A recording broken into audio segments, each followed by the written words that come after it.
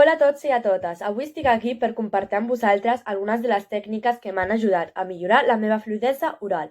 Abans de començar, vull explicar-vos una petita història. En primer lloc, vull deixar clar que la fluïdesa oral no és només per polítics i advocats, que tothom podem comunicar-nos d'una manera més efectiva.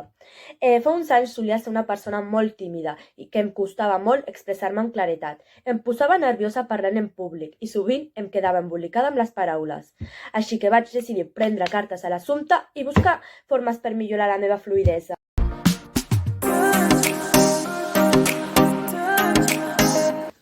La primera tècnica que vaig posar en pràctica va ser la de llegir en veu alta. Triava llibres o articles interessants i els llegia en veu alta durant alguns minuts al dia. Això em va permetre acostumar-me a pronunciar les frases i paraules correctament.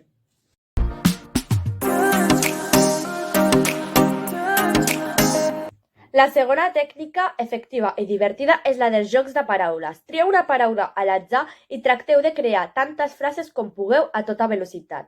Us asseguro que és un repte. Un cop aconsegueixes el teu màxim, et sents imparable. El meu màxim és fer-ne 17 frases en un minut amb la paraula nen. A veure si algú em pot superar.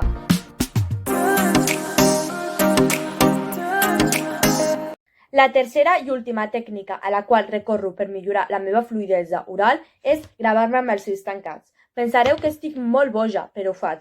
Gravar-me amb els ulls tancats em permet imaginar que estic en un escenari amb milions de persones fent una exposició.